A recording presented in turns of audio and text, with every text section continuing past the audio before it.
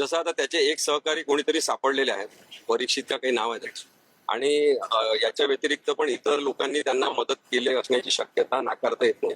त्यामुळे कोणाकोणाला त्यांनी मदत केली, ते कुठे कुठे जेवले, इनफॅक्ट माझं तर म्हणणं आहे काय काय जेवले, या सगळ्या गोष्टींची सुद्धा माहिती घेणं आवश्यक आहे. कारण की संपूर्ण महाराष्ट्र भावनिकदृष्ट्या व्यतीत झालेले असताना हे मात्र तिथे मजा करत फिरत होते सगळीकडे, आणि अक्षरशः चंद्रपूरच्या पोलीस मुख्यालयासमोर राहिले असं म्हणतात.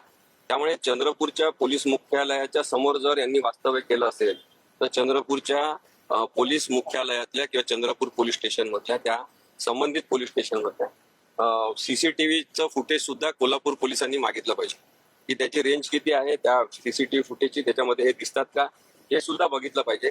कारण की इतक्या जवळ पोलिसांच्या राहूनही आपण फरार आहे आणि आपण कोणत्याही प्रकारची काळजी करण्याचं कारण नाही, कारण की आपल्या मागे कोणीतरी सत्ताधीश आहे, अशी भूमिका असेल तर ते चुकीचं आहे. मुळात मी सुरुवातीपासून हे सांगतोय की यांची लढाई, माझी लढाई, किंवा आम्ही सगळेजण जे लढतो आहे, कोणाची लढाई प्रशांत कोरटकर या व्यक्तीविरुद्ध नाही आहे. ही प्रवृत्तीच चुकीची आहे की जी काही बोलेल, कसंही बेताल वक्तव्य करेल, कोणाचाही अपमान करेल आणि अभिव्यक्ती स्वातंत्र्याचा गैरवापर करेल, हे महाराष्ट्रात चालणार नाही. हे सांगणाऱ्यांची संख्या वाढवण्यासाठीची ही होईल.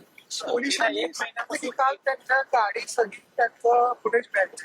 ती गाडी कोणाची होती काय हे आपण, गाडी कोणाची होती मला माहित नाही. आता ते त्यांनी तर त्या 6.5 कोटीच्या वगैरे सगळ्या गाड्या वापरण्याचा पण रेकॉर्ड केलेला आहे. एक पत्रकार म्हणून तुम्हाला त्याचं आश्चर्य वाटत असेल, पण असे सुद्धा काही पत्रकार महाराष्ट्रात तयार होत आहेत. त्या सगळ्या गाड्यांची माहिती घेतली पाहिजे की त्यांच्याकडून त्या कशा आल्या, कुठून आणल्या, याबद्दलची माहिती सुद्धा पोलीस घेतील. कारण की तपासाच्या भागामध्ये आता सगळंच येणार, कारण की त्यांनी ज्या ज्या माध्यमांचा लपून बसण्यासाठी, पळून जाण्यासाठी उपयोग केला त्या सगळ्यांची माहिती घेतली. सर, प्रायमा फेसी मोबाईल डेटामध्ये काही टॅम्परिंग झालं असं वाटतंय?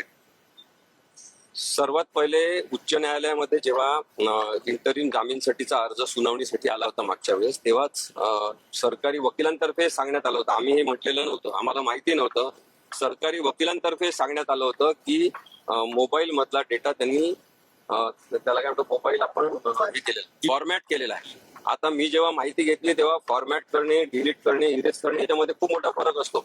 त्यामुळे फॉर्मॅट केलेला डेटा बरेचदा मिळू सुद्धा शकत नाही. आता आरोपींचं म्हणणं असं आहे कोर्टामध्ये की त्यांच्या मोबाईलवरून ज्यांना फोन आलेला आहे हे सिद्ध झालेलं आहे जवळपास. त्यामुळे बाकीचा डेटा कशाला पाहिजे, त्याची काय गरज आहे? त्याची गरज आहे कारण की मोबाईल हे जर माध्यम असेल धमकी देण्याचं, तर याच्यापूर्वी तुम्ही कोणाकोणाला काय काय पाठवलं, यांच्याशी संवाद झाल्यानंतर तुम्ही कोणाकोणाला काय पाठवलं, कोणाला काय कळवलं, हे सुद्धा कळणं आवश्यक आहे.